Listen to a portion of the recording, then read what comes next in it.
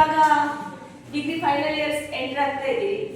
ಇಲ್ಲಿಂದ ಮುಗಿದ ಮೇಲೆ ಒಂದು ಕೆಲಸಕ್ಕೆ ಜಾಯಿನ್ ಆಗ್ತೀವಿ. ಆ ಟೈಮಲ್ಲಿ ತುಂಬ ಥರದ ಸ್ಟ್ರೆಸ್ಗಳು ಬರ್ತವೆ, ತುಂಬ ಥರದ ಊಟ ತಿಂಡಿಯಲ್ಲಿ ಚೇಂಜಸ್ ಆಗ್ತವೆ, ಹೆಲ್ತ್ ಇಶ್ಯೂಸ್ ಬರಲಿಕ್ಕೆ ಸ್ಟಾರ್ಟ್ ಆಗ್ತದೆ.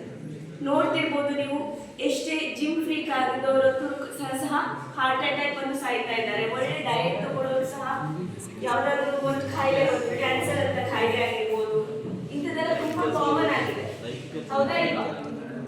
ಸೊ ಇದನ್ನ ಪ್ರಿವೆಂಟ್ ಮಾಡುವಂತ ಒಂದು ಶಕ್ತಿ ನಮ್ಮ ಹತ್ರನೇ ಇದೆ.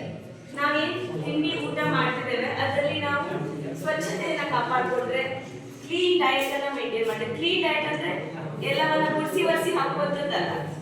ಊಟ ಏನ್ ಮಾಡ್ತಿದ್ದೇವೆ, ಏನ್ ತಿನ್ಬೇಕು, ಏನ್ ತಿನ್ಬಾರ್ದು, ಇದನ್ನ ನಾವು ಕೇರ್ಫುಲ್ಲಿ ಮಾನಿಟರ್ ಮಾಡಿದ್ರೆ ಬಹಳಷ್ಟು ಆರೋಗ್ಯದ ಸಮಸ್ಯೆಗಳನ್ನ ನಾವು ಪ್ರಿವೆಂಟ್ ಮಾಡ್ಬೋದು. ಇದು ನಿಮ್ಮ ಮನೆಯವರಿಗೂ ಸಹ ಹೆಲ್ಪ್ ಆಗ್ತದೆ.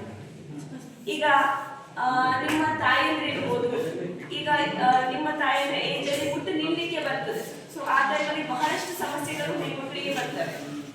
ಮೂಡ್ ಸ್ವಿಂಗ್ಸ್ ಆಗಿರ್ಬೋದು, ಬಿಳಿ ಮುಟ್ಟಿನ ಸಮಸ್ಯೆ, ಇಂಥದ್ದೆಲ್ಲ ಸಮಸ್ಯೆಗಳು ಬರ್ತವೆ, ಆಯ್ತಾ?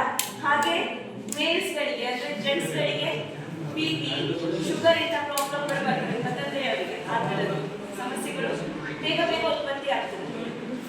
ಸೊ ಅದನ್ನ ಹೇಗೆ ಪ್ರಿವೆಂಟ್ ಮಾಡ್ಬೋದು ಅನ್ನೋದನ್ನ ನಾವು ಪ್ರಕೃತಿ ಮೂಲಕ ಕಲಿಬಹುದು. ಪ್ರಕೃತಿ ಅಂತ ಹೇಳಿದ್ರೆ ಇಂಡಿವಿಜುವಲ್ ಬಾಡಿ ಪರ್ಸನಾಲಿಟಿ.